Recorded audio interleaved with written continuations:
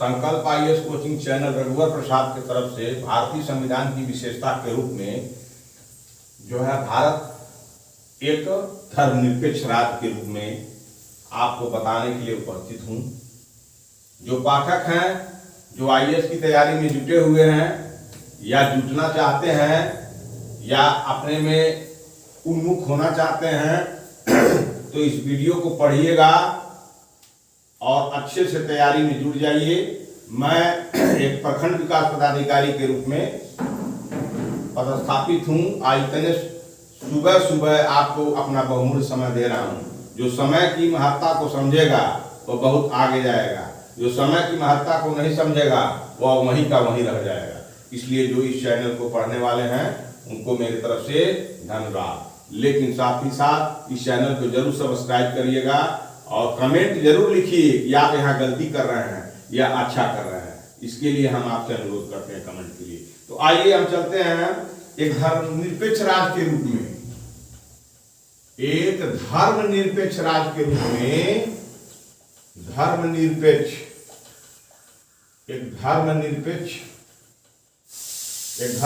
राज्य के रूप में, धर्मनिरपेक्ष राज्य के रूप में,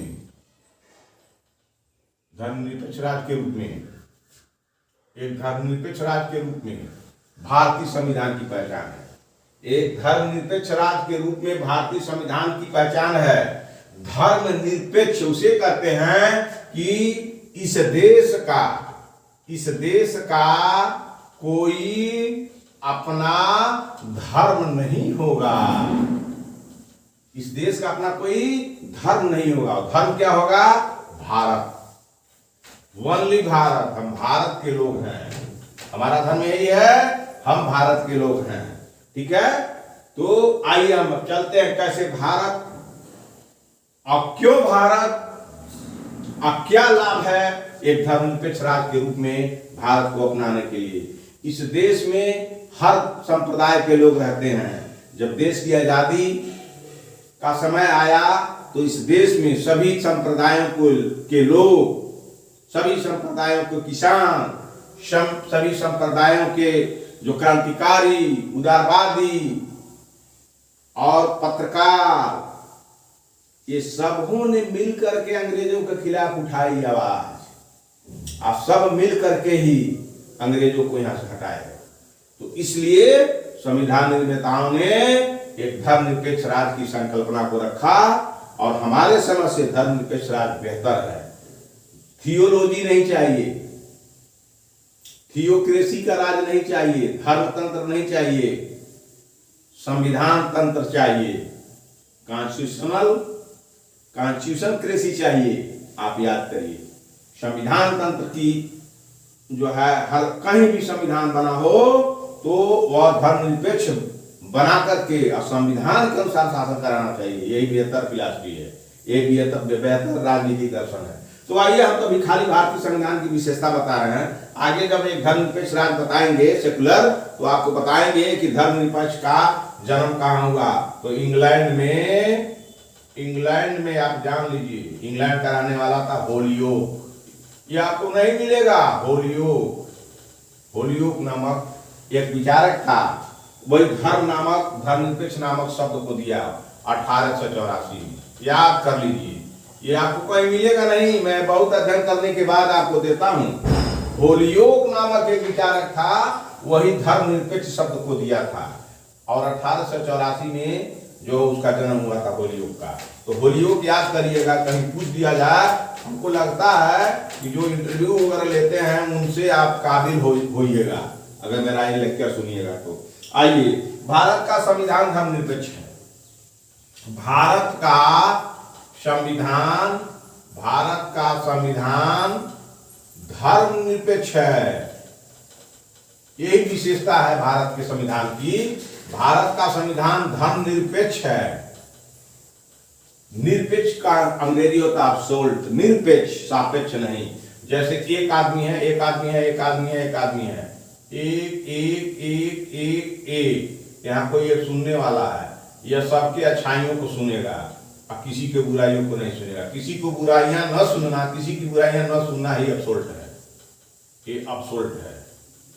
किसी की बुराइयां नहीं सुनना ही अब्सोल्ट है, निरपेक्ष है। और अच्छाइयां सुनना ही जो है सापेक्ष है। सापेक्ष है, अच्छाइयों को सुनना ही सापेक्ष है और बुराइयों को न सुनना ही अब्सोल्ट है, निरपेक्ष है। जिस तरह से ईश्वर अब्सोल्ट है तो ठीक उस या सर्वशक्तिमत्ता जिसके पास जिसके सब है, जो हाई पावर आता है, ऑलमाइटी होता है, ऑलमाइटी अब्सोल्ट है, वह किसी के अच्छाइयों को जरूर सुनता है और उनके बुराइयों पर दंड देता है, निरपेक्ष होकर के। ठीक उसी तरह से भारत का संविधान है। आप जो है भारत का संविधान धर्मनिरपेक्ष है। भारत का संविधान निरपेक्ष है इसलिए यह किसी धर्म, इसलिए यह किसी धर्म, इसलिए यह किसी धर्म, इसलिए यह किसी धर्म, इसलिए यह किसी धर्म विशेष को भारत के धर्म, धर्म विशेष को, धर्म विशेष को भारत का धर्म, भारत का धर्म, भारत का धर्म के तौर पर मान्यता नहीं देता। भारत के धर्म के तौर पर मान्यता नहीं देना, मान्यता नहीं देता है, नहीं देता है। भारत के धर्म विशेष को भारत का धर्म हो, धर्म विशेष को भारत का धर्म नहीं मानता है, मानता नहीं देता है। तो हम तो पढ़ रहे हैं IAS के दृष्टिकोण से पढ़ने के लिए, तो ये धर्मनिरपेक्ष का मतलब ये हुआ कि भारत के संविधान धर्मनिरपेक्ष है, भारत का संविधान धर्मनिरपेक्ष है, इसलिए किसी भी धर्म विशेष को भारत का धर्म के तौर पर यह संविधान मान्यता नहीं देता है। संविधान के निम्नलिखित प्रावधान है, संविधान में निम्नलिखित प्रावधान है, निम्नलिखित प्रावधान है, संविधान में निम्नलिखित प्रावधान है, संविधान में लिखित प्रावधान है। जो भारत, जो धर्मनिरपेक्ष है, जो धर्मनिरपेक्ष है, जो धर्मनिरपेक्ष की पहचान को दर्शाते हैं, की पहचान को दर्शाते हैं, दर्शाते हैं। ठीक है। संविधान में निम्नलिखित प्रावधान है जो धर्मनिरपेक्ष की पहचान को दर्शाते हैं। तो पहला जो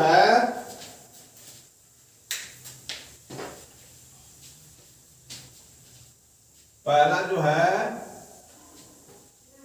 वर्ष 1976 में, वर्ष 1976 में या वर्ष 1976 में के 42वें संविधान संशोधन, 42वें संविधान संशोधन, 42वें संविधान संशोधन, 42वें संविधान संशोधन, 42वें संविधान संशोधन द्वारा संविधान की प्रस्तावना में 42वें संविधान 1976 में 42वें संविधान संशोधन के द्वारा भारतीय संविधान के प्रस्तावना में, भारतीय संविधान की प्रस्तावना में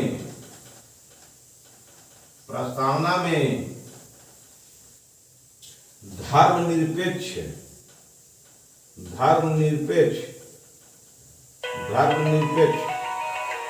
या पंथ निरपेक्ष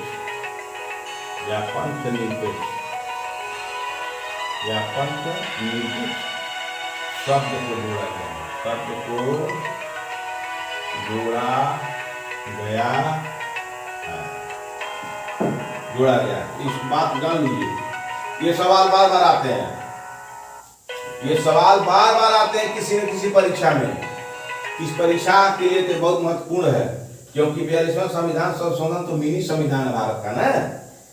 1976 के 42वां संविधान संशोधन भारत का मिनी संविधान है, छोटा सा संविधान है। और वही 42वें संविधान संशोधन के जो है में संशोधन करके प्रस्तावना में धर्मनिरपेक्ष चाहे पंथ निरपेक्ष का ये सब को जोड़ दिया गया। ठीक है। ये पहला पहचान है धर्मनिरपेक्ष राज्य की, भारतीय संविधान की। दूसरा पहचान ये है धर्मनिरपेक्ष राज्य की कि प्रस्तावना हर भारतीय नागरिक की आस्था, प्रस्तावना हर भारतीय नागरिक की आस्था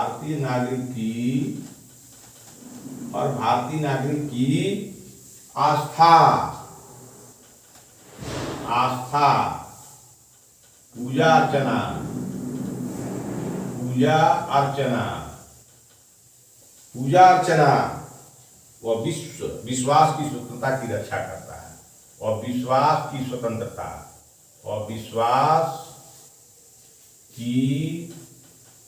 स्वतंत्रता की रक्षा करता है, स्वतंत्रता की रक्षा करता है। क्लियर? पहला है कि 1976 में 42वां संविधान संशोधन किया गया। वह 42वां संविधान संशोधन मिनी संविधान के नाम से जाना जाता है। संशोधन यही था कि प्रस्तावना में धर्मनिरपेक्ष शब्द नहीं था, प्रस्तावना में धर्मनिरपेक्ष शब्द को जोड़ दिया गया। दूसरा यह है प्रस्तावना हर भारतीय नागरिक की आस्था, पूजा और अर्चना व विश्वास की स्वतंत्रता की रक्षा करता है। आइए तीसरा क्या है धर्मनिरपेक्ष की विशेषता? पहला 1976 में 42वें संविधान संशोधन कर दिया गया और भारतीय संविधान के प्रस्तावना में धर्मनिरपेक्ष या पंथनिरपेक्ष शब्द को जोड़ दिया गया। दूसरा है प्रस्तावना भारतीय नागरिक की आस्था, पूजा अर्चना, विश्वास और स्वतंत्रता की रक्षा करता है। आइए अब चलते हैं कि तीसरी विशेषता क्या है धर्मनिरपेक्ष की, धर्मनिरपेक्ष राज्य की। पहली विशेषता तो आपको बता दिए, 1976 में 42वां संविधान संशोधन करके जिसे मिनी संविधान कहा गया है, उसे जो है प्रस्तावना में धर्मनिरपेक्ष शब्द को जोड़ दिया गया 1976 में। दूसरा है कि प्रस्तावना में प्रत्येक व्यक्ति के विश्वास, पूजा अर्चना, आस्था की रक्षा करता है। ठीक है, यह धर्मनिरपेक्ष राज्य। तीसरा क्या है कि किसी भी व्यक्ति को कानून के समक्ष समान समझा जाएगा। किसी भी व्यक्ति को कानून के समक्ष समान समझा जाएगा, समान समझा जाएगा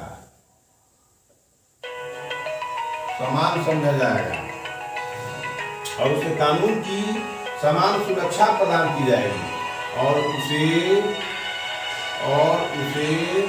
कानून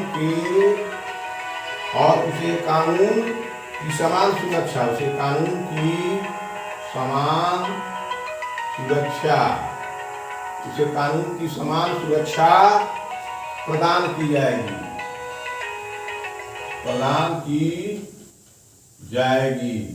अनुच्छेद 14 में कानून समानता के अधिकार, 14 से 18 में समानता का अधिकार है ना, अनुच्छेद 14 यह जिक्र करता है। अनुच्छेद 14 याद कर लीजिएगा। तो इसका मतलब यह है कि कानून के समान समझा जाएगा हर व्यक्ति को। लेकिन होता क्या है, भारत में जो कानून बनाते हैं वही कानून का उल्लंघन करते हैं प्रैक्टिकल में।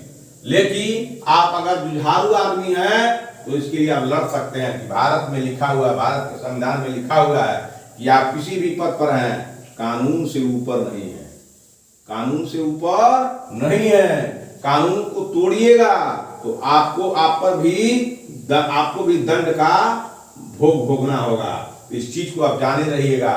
तो बढ़िया से आप जो है कानून का जो हवाला देकर किसी को भी जो है भारतीय संविधान की विशेषता का हवाला देते हुए उनको समझा बुझा सकते हैं और अपने परीक्षा में, IAS की परीक्षा में इसी का हवाला देकर के अपने सवालों को सॉल्व कर सकते हैं। आइए चौथा विशेषता इसकी है धर्मनिरपेक्ष राज्य की, कि धर्म के नाम पर किसी प्रकार का भेदभाव नहीं किया जाएगा। धर्म के नाम पर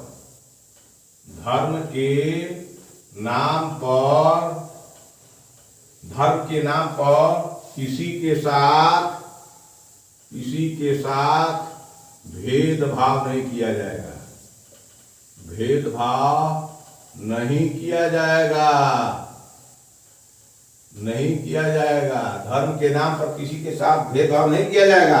ये अनुच्छेद 15 में है, अनुच्छेद 15 में, अनुच्छेद 15 में है। ये कानून के सम समानता, ये धर्म के साथ भेदभाव नहीं किया जाएगा, अनुच्छेद 15 में है। ये कानून के सम समानता की सुरक्षा प्रदान करेगा। लेकिन आए दिन आजकल देख रहे हैं भारत में, भारत के संविधान के तहत जीत कर कुर्सी पर जाता है सब, और जाने के बाद अलग अलग धर्मों की बात करता है कि मेरा धर्म अच्छा है, उसका धर्म खराब है। यही सबसे गड़बड़ बात है और भारत के विकास में बहुत बड़ा अवरोध है। इसीलिए आप जाने रहिएगा, आप पढ़ के इस मुकाम पर जाइएगा तो जिस जिला में जाइएगा उस जिला में इसी के नाम पर सबको समझा बुझा कर जिला को शांत करिएगा। आइए, पांचवा है, पांचवा धर्मनिरपेक्ष राज्य की विशेषता है सार्वजनिक सेवाओं में सभी नागरिकों को सार्वजनिक सार्वजनिक सार्वजनिक सार्वजनिक सेवाओं में सार्वजनिक सेवाओं में सार्वजनिक सेवाओं में सभी नागरिकों को समान अवसर दिए जाएंगे। सार्वजनिक सेवाओं में सभी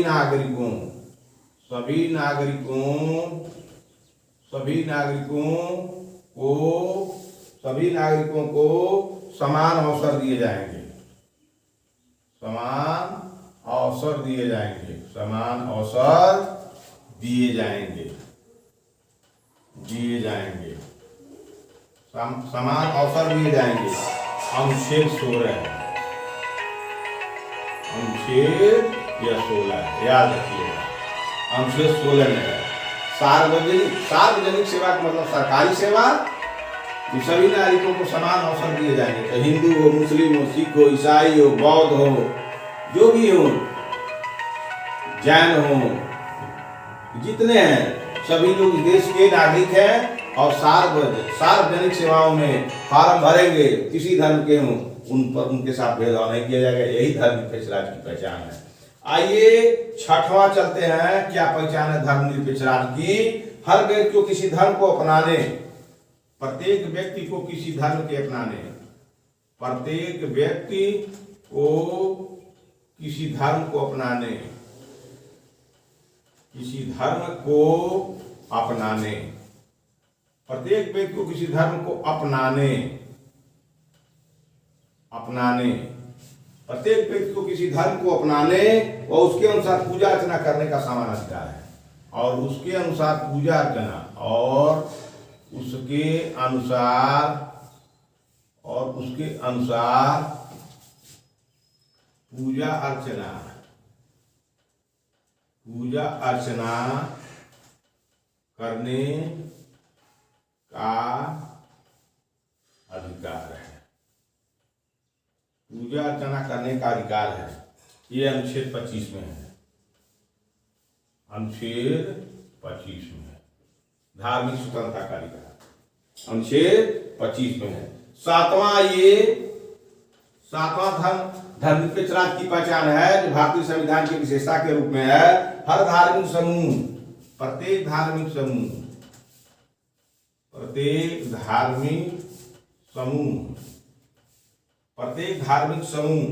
अथवा इसके किसी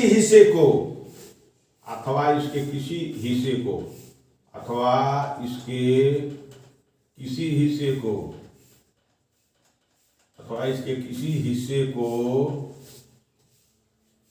अपने धार्मिक मामलों के प्रबंधन का अधिकार है। किसी हिस्से को अपने धार्मिक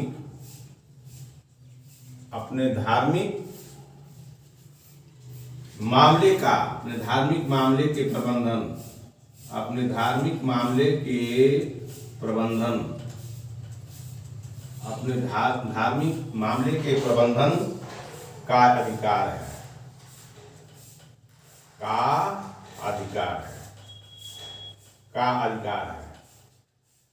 ये अनुच्छेद 26 में है, अनुच्छेद 26 में है, अनुच्छेद 26 में है।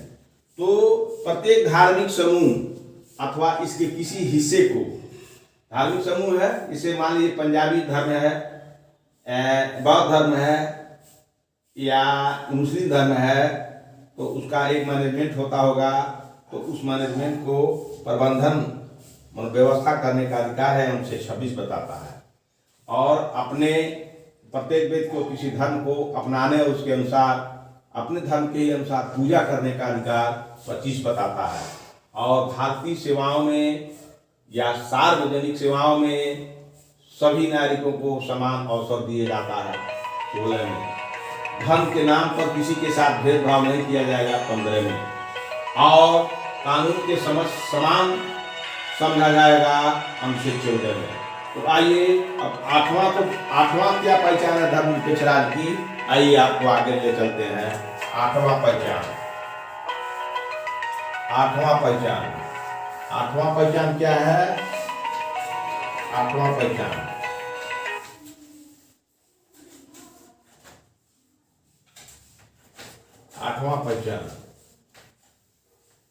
आठवां पहचान आपको बता रहे हैं।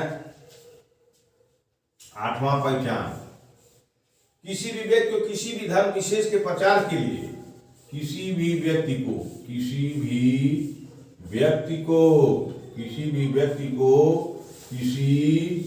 धर्म विशेष के प्रचार के लिए धर्म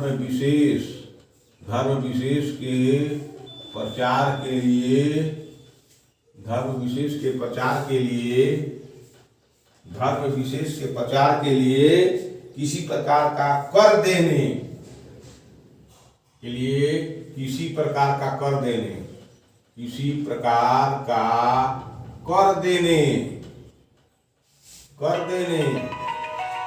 लिए बाध्य नहीं किया जाएगा।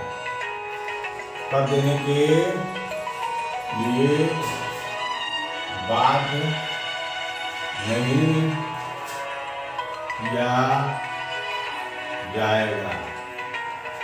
जाएगा। किसी भी व्यक्ति को किसी धर्म विशेष के प्रचार के लिए किसी प्रकार का किसी भी व्यक्ति को किसी धर्म विशेष के प्रचार के लिए इस धर्म का प्रचार करो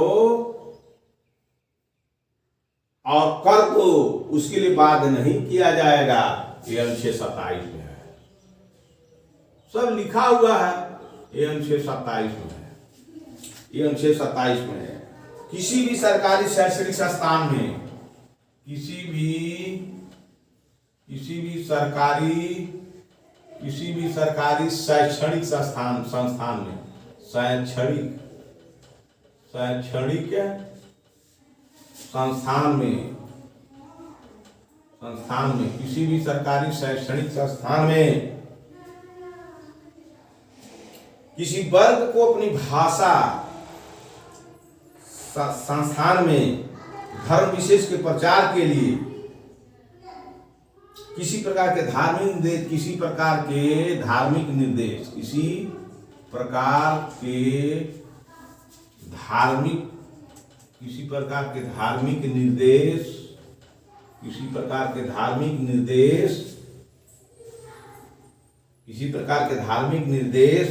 नहीं दिए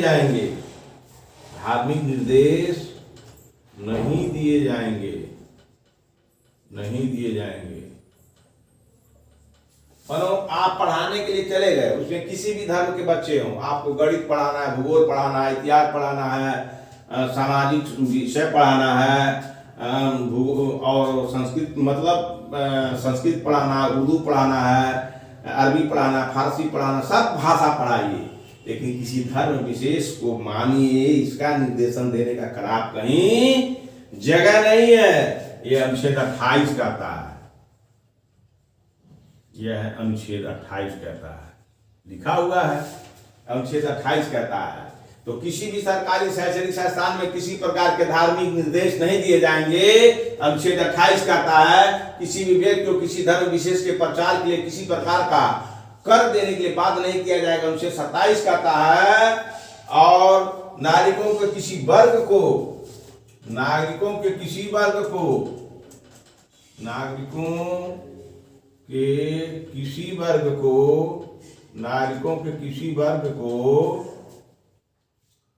अपनी भाषा अपनी भाषा लिपि, अपनी भाषा लिपि अथवा संस्कृति, अथवा संस्कृति,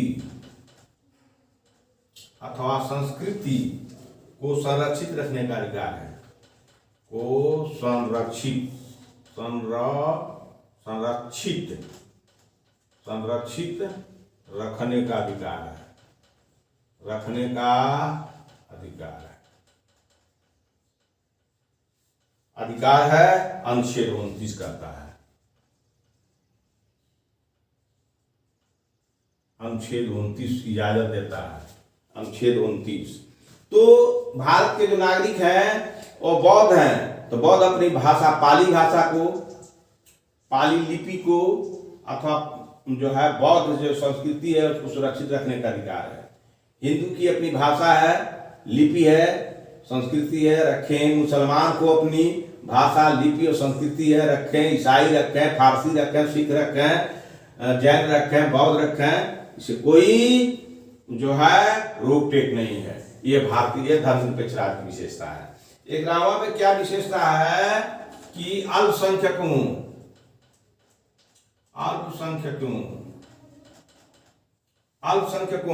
को अपनी पसंद के, अल्पसंख्यकों को अपनी पसंद के, अपनी पसंद के शैक्षिक संस्थानों की स्थापना करने, शैक्षणिक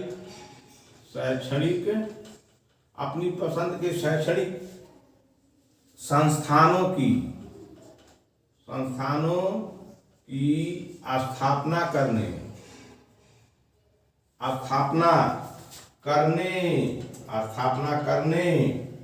और उन्हें संचालित करने का अधिकार है, और उन्हें संचालित करने का अधिकार है, और उन्हें संचालित करने का अधिकार है, और उन्हें संचालित करने का अधिकार है। ये अनुच्छेद 30 कहता है, ये अनुच्छेद 30 कहता है। तो धार्मिक भारतीय संविधान की विशेषता के रूप में जो है अनुच्छेद 27 कहता है कि किसी भी व्यक्ति को किसी धर्म विशेष के प्रचार के लिए किसी प्रकार का कर वोट नहीं देना है, अनुच्छेद 27 कहता है। और अनुच्छेद 28 कहता है कि किसी भी सरकारी शैक्षणिक संस्थान में किसी प्रकार के धार्मिक निर्देश नहीं दिए जाएंगे, 28 कहता है। और 29 कहता है कि नागरिकों के किसी वर्ग को अपनी भाषा और लिपि और अपनी संस्कृति को संरक्षित रखने का अधिकार है, अनुच्छेद 29 कहता है। और अल्पसंख्यकों को अपने पसंद के, अपने पसंद के, अपने विचार के अनुसार, अपने पसंद के अनुसार, अपने चुनाव के अनुसार शैक्षणिक संस्थान खोलने की स्थापना करने की और उन्हें चलाने का अधिकार देता है, अनुच्छेद 30 देता है। अब आइए एक सवाल आपको संघ लोक सेवा और राज लोक सेवा में बहुत आता है, इसको आप याद रखिएगा, इस पर आपके मत भी पूछे जाते हैं, इस पर आपके मत भी पूछे जाते हैं, और आप इसमें परेशान होने की जरूरत नहीं है। कंसेप्ट को समझना है और बहुत बढ़िया अपने शब्दों में लिख के आना है, और ऑब्जेक्टिव भी आता है और डिस्क्रिप्टिव भी आता है। ये है राज्य, बरहमा है। राज्य जो है, राज्य सभी नागरिकों के लिए समान, राज्य सभी नागरिकों के लिए, राज्य सभी नागरिकों के लिए, राज्य सभी नागरिकों के लिए, सभी नागरिकों के लिए समान नागरिक संहिता बनाने के लिए, समान नागरिक संहिता, समान नागरिक संहिता, समान नागरिक संहिता, समान नागरिक संहिता बनाने के लिए प्रयास करेगा, संहिता बनाने के लिए प्रयास करेगा, बनाने के लिए प्रयास करेगा, प्रयास करेगा, प्रयास करेगा, अनुच्छेद 44 में है। ये तो याद कर लीजिएगा, अनुच्छेद 44 अनुच्छेद 44 हमेशा आईएएस में पूछा जाता है कि अनुच्छेद 44 के विषय में आप क्या जानते हैं, अनुच्छेद 44 क्या कहता है और इसके लिए राज्य क्या बाध्य है, क्या केंद्र सरकार बाध्य है कि अनुच्छेद 44 लागू हो जाए। तो आप इसको जानिएगा, राज्य सभी नागरिकों के लिए समान नागरिक संहिता, समान सिविल कोड जो है ये राज्य सभी नागरिकों के लिए इक्वल सिविल कोड, समान संहिता बनाने के लिए प्रयास करेगा। तो प्रयास कैसे होता है, समझा के बुझा के सेमिनार करके जो है सभी धर्मों के जो प्रतिनिधि हैं उनको बुला करके और सभी राजनीतिक पार्टियों की सर्वदलीय बैठक बुला करके इस पर विचार होगा कि सभी लोग एक्चुअल बिल से हटकर जनरल बिल के को आधार मानकर सभी एक मत हो जाए और कहें देश में सभी के लिए समान जो है नागरिक संहिता लागू होनी चाहिए। लेकिन यहाँ तो भारत के लोग ऐसे एक्चुअल बिल वाले हैं, स्वार्थी हैं कि समान सिविल संहिता को सही ढंग से समझते भी नहीं है कि समान सिविल संहिता क्या है और इसको कैसे प्रयास में लाया जाए। लेकिन एक आप आईएएस बनने जा रहे हैं तो भारत का जो संविधान कहता है वह संविधान के अनुसार सबको चलना होगा, चाहे वो किसी भी धर्म के लोग हों। तो इस पर एकजुटता बनानी पड़ेगी, नहीं तो सांप्रदायिक दंगे हो जाएंगे। इसीलिए जो है जनरल कोड बिल जो है जनरल जो है सिटीजन कोड बिल जो है ये लाने की बात कही जाती है। तो इसलिए इस पर जो है राज्य प्रयास करेगा, राज्य सभी नागरिकों ने, चाहे यूपी हो, बिहार हो, मध्य प्रदेश हो, दिल्ली हो, जो भी हो, सभी राज्य से प्रयास करेंगे। तो आइए ये भी धर्मनिरपेक्ष राज्य की एक विशेषता के रूप में है। भारतीय संविधान की विशेषता के रूप में धर्मनिरपेक्ष राज्य की विशेषता है समान सिविल संहिता, समान सिविल संहिता। तो समान सिविल संहिता 44 में है। तो आइए अब आपको जो है धर्मनिरपेक्ष कुछ और तथ्य हैं। धर्मनिरपेक्ष जो है धर्मनिरपेक्ष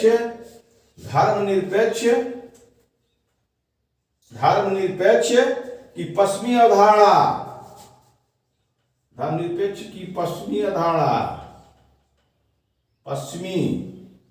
धर्मनिरपेक्ष की पश्चिमी अवधारणा, धर्मनिरपेक्ष की पश्चिमी अवधारणा धर्म, पोस्ट में कहिए चर्च, धर्मनिरपेक्ष की पश्चिमी अवधारणा धर्म, चर्च और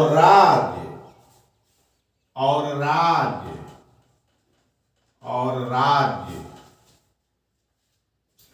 या कोष में कर लिए राजनीति के बीच पूर्ण अलगाव रखती है,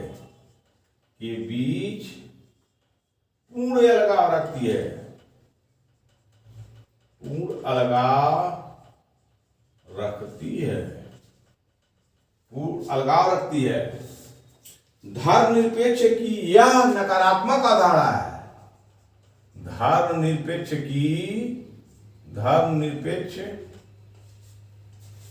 की यह नकारात्मक अवधारणा है, यह नकारात्मक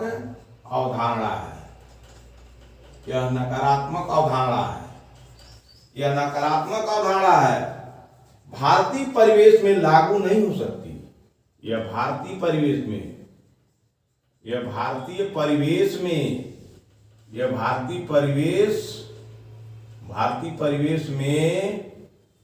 लागू नहीं हो सकती,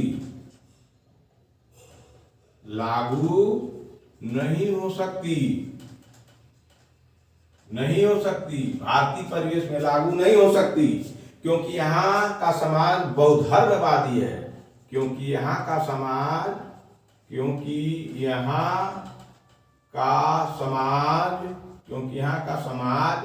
बौद्ध धर्मवादी है, बौद्ध धर्मवादी है, बौद्ध धर्मवादी है। यहाँ का समाज बौद्ध धर्मवादी है। इसलिए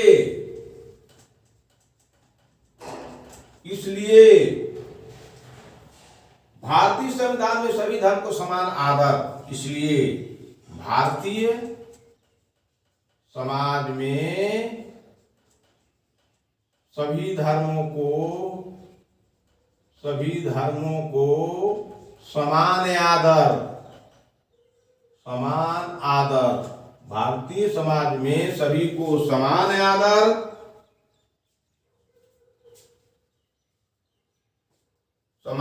सभी धर्मों की समान रूप से रक्षा करते हुए, समान आदर और सभी धर्मों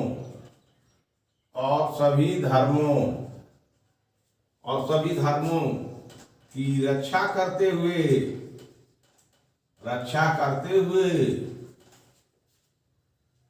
धर्मनिरपेक्षता के सकारात्मक पहलू को शामिल किया गया है। अच्छा करते हुए धर्मनिरपेक्षता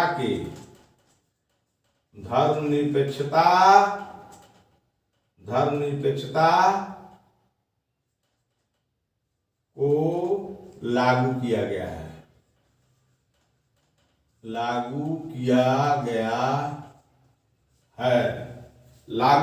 है, तो आप समझ लीजिए कि राज्य सभी नागरिकों के लिए समान सिविल संहिता बनाने के लिए प्रयास करेगा। ये अनुच्छेद 44 में है। इस समान सिविल संहिता को समझने के लिए अगर लेक्चर दिया जाए तो दिन भी कम पड़ जाएंगे, साल भी कम पड़ जाएंगे, इसलिए कम शब्दों में हम बता दिए। आप इसको पढ़िएगा, लिखिएगा, समझिएगा और राज्य सभी नागरिकों के लिए समान नागरिक संहिता बनाने के लिए प्रयास करेगा। अब इसमें बहुत बहस है, लेकिन 44 जान जाइए, समान सिविल संहिता है। और धर्मनिरपेक्ष की पश्चिमी धारणा यह थी कि धर्म यानी चर्च, पश्चिम में जो राष्ट्र है उनमें धर्म यानी चर्च, ईसाई राष्ट्र है सब, तो वो चर्चों को ज्यादा वरीयता देते हैं राज्य, और राजनीति के बीच पूर्ण अलगाव रखती है और राजनीति को चर्च से जोड़ देती थी। धर्मनिरपेक्ष की यह नकारात्मक अवधारणा, ऐसा नहीं करना चाहिए कि एक धर्म के से सट कर काम करें, यह धर्मनिरपेक्ष की नकारात्मक है। लेकिन भारतीय परिवेश में यह लागू नहीं हो सकती, क्योंकि बहुत लोग यहाँ बहुधर्मी देश है, इसलिए भारतीय समाज के सभी धर्मों को समान आदर या समादर, मानो समान आदर सबके धर्म की। आप मुस्लिम की आदर करें, आप मुस्लिम हिंदू का करें, हिंदू सिख का करें, सिख हिंदू का करें, बौद्ध जैन का करें, जैन बौद्ध का करें, ईसाई जो है बौद्ध का करें, बौद्ध ईसाई का करें, यही समान आदर है। क्योंकि मानव में कोई भेद नहीं है, ये एक्चुअल है। मानव में कोई भेद नहीं है। होमियोसेपियंस के ही सभी औलाद हैं, उसी से पैदा होकर के कोई ईसाई बना है, कोई सिख बना है, कोई हिंदू बना है, कोई जैन बना है, कोई बौद्ध बना है, सब तो होमियोसेपियंस की औलाद हैं। सभी बंदर के औलाद पहले थे, सभी बंदर के ही जींस के लोग हैं। पहले होमोसेपियंस था ना जी। जब मानव शास्त्र पढ़िएगा तो उसमें मिलेगा, तो फिर लड़ने की क्या जरूरत है। सभी के तो खानदान का जड़ एक ही है पूरे विश्व में। तो आइए, समान आदर और सभी धर्मों की रक्षा करते हुए धर्मनिरपेक्षता को लागू किया गया है। अब आइए कुछ तथ्य और हैं जो धर्मनिरपेक्ष भारतीय संविधान की विशेषता के रूप में बताते हुए कुछ और तथ्य हैं जो आपको हम बता देते हैं, और अपना भी विचार हम रखते हैं, और आप भी अपना विचार रखिएगा जब इसको समझिएगा तो। लेकिन समान सिविल संहिता 44 में लिखा हुआ है, ये आपको जो है प्रयास करने की बात करता है। इसी में आईएएस पर सवाल बता देगा कि सभी राज्यों को समान सिविल संहिता लागू करने का अधिकार है। सभी राज्यों को समान सिविल संहिता के अनुसार चलने का अधिकार है। सभी राज्यों को समान सिविल संहिता जो है निश्चित रूप से लागू करना है, कोर्ट द्वारा लागू कराया जाएगा। अल्लाह में लिख देगा सभी राज्यों को समान सिविल संहिता 44 के अनुसार लागू करने का राज्य प्रयास करेंगे। अब बताइए इसमें कॉन्फ्लिक्ट है कि नहीं है? प्रयास शब्द, ये प्रयास शब्द को याद रखिएगा, प्रयास करेगा, ये बहुत विवादित शब्द है। और जो है ये अनुच्छेद भी बहुत विवादित है, ये विवादों से भरा पड़ा है। इसलिए भरा पड़ा है कि कोई आदमी सही वही नहीं है, सब अपने व्यक्तिगत हित और अज्ञानता में फंसा हुआ है। इसीलिए ये 44 अनुच्छेद जो है हमेशा विवाद के घेरे में रह रहा है, कोई इस पर सही कमेंट नहीं कर पाता है। तो आइए जो है हम चलते हैं, इसमें कुछ तथ्य बाकी थे बता दें। इसके अलावा संविधान ने विधायिका में, इसके अलावा संविधान ने, इसके अलावा संविधान ने, इसके अलावा संविधान ने विधायिका में, विधायिका, इसके अलावा संविधान ने विधायिका में, इसके अलावा संविधान ने विधायिका में धर्म के आधार पर कुर्सी, विधायिका में धर्म के आधार पर, धर्म के आधार पर कुर्सी, धर्म के आधार पर कुर्सी का आरक्षण देने वाले, कुर्सी का आरक्षण देने वाले, कुर्सी का आरक्षण देने वाले, कुर्सी का आरक्षण देने वाले पुराने धर्म आधारित प्रतिनिधित्व को, पुराने धर्म आधारित, पुराने धर्म पर आधारित, पुराने धर्म पर आधारित, पुराने धर्म पर आधारित जो है प्रतिनिधित्व को, प्रतिनिधित्व को, प्रतिनिधित्व को भी समाप्त कर दिया, प्रतिनिधित्व को भी समाप्त कर दिया है, कर दिया है। हालांकि संविधान अनुसूचित जाति जनजाति को, हालांकि संविधान, हालांकि संविधान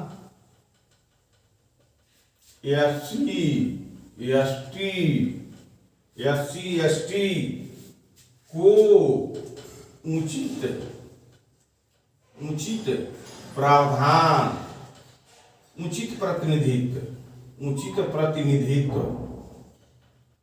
उचित प्रतिनिधित्व, उचित प्रतिनिधित्व, उचित प्रतिनिधित्व प्रदान करने के लिए, प्रदान करने के लिए, उचित प्रतिनिधित्व प्रदान करने के लिए अस्थायी आरक्षण प्रदान करता है। अस्थायी, अस्थायी, अस्थायी और अस्थायी आरक्षण प्रदान करता है, आरक्षण प्रदान करता है के लिए अस्थायी आरक्षण प्रदान करता है। तो मेरा ख्याल है, मेरा सुझाव है कि संविधान विधायिका में धर्म के आधार पर कुर्सी का आरक्षण पहले वाले पुराने धर्म पर आधारित जो प्रतिनिधित्व होता था उसको समाप्त कर दिया गया है, और संविधान में एससी एसटी को उचित प्रतिनिधित्व प्रदान करने का आरक्षण है, लेकिन ये टेम्पररी है। लेकिन देश के नेता जो हैं ये बहुत जो है एक्चुअल से ओतप्रोत हैं और स्थायी मतलब अर्थात इच्छा से ओतप्रोत हैं, व्यक्तिगत स्वार्थ से ओतप्रोत हैं। इसीलिए हमेशा एससी एसटी राजनीति के 332 334 की राजनीति का आरक्षण को बढ़ाते रहते हैं। हटा न दे राजनीति का आरक्षण, क्यों देता है? तो देख लीजिए अभी किस तरह से समाज में बदलाव आ जाएगा। लेकिन ये देख करके अपना रोजी, अपना राजनीतिक रोटी सेकते हैं। तो मेरा सुझाव है कि भारतीय संविधान की जो विशेषता धर्मनिरपेक्ष राज के रूप में बहुत अच्छी है, इसमें कहीं खामी नहीं है। इसमें खामी वहाँ है जो दकियानूसी लोग हैं, जो अपने धर्म को जो है ऊंचा समझते हैं, दूसरे के धर्म को नीचा समझते हैं और अपने अंदर की बुराइयों को झांक को नहीं देखते हैं। इसीलिए मेरा सुझाव है कि भारतीय संविधान की विशेषता के रूप में धर्मनिरपेक्ष राज के कल्पना को जो अपना दिया गया है, ले लिया गया, बहुत बेहतर है। इसमें कहीं दो राय नहीं है। गड़बड़ी वहां होती है जब एक धर्म का धार्मिक गुरु जो है बहुत ऊंची आवाजों में कहता मेरा धर्म बड़ा है, मेरा धर्म बड़ा है, वहीं से गड़बड़ियां शुरू हो जाती है। उसी को देखकर दूसरा कहता मेरा बड़ा है, उसी को देखकर तीसरा कहता मेरा बड़ा है, उसी को देखकर चौथा कहता मेरा धर्म बड़ा है। लेकिन किसी का धर्म बड़ा नहीं है, सभी धर्मों के वसूल एक है, सभी धर्मों के वसूल एक है। इसलिए धर्मनिरपेक्ष राज धर्म के एक वसूलों के सिद्धांत पर आधारित है। तो आज मैं अपना लेक्चर भारतीय संविधान की विशेषता एक धर्मनिरपेक्ष राज्य के रूप में समाप्त कर दिया। और इसको आप पढ़िए, लिखिए और इसे सब्सक्राइब करिए। और मेरे भाइयों, दूसरे के लिए मैं हाथ नहीं जोड़ता हूं, मैं कमेंट के लिए हाथ जोड़ता हूं कि कोई कमियां तो जरा लिख दीजिए, ये कमी है। इसके लिए आपसे हम जो अनुरोध करते हैं, मैं हाथ वहां जोड़ा जाता है जहां आप कहीं गलत काम करते हो। तो अगर मेरे पढ़ाई में कहीं गलतियां हो तो जरूर आप कमेंट करिएगा। धन्यवाद।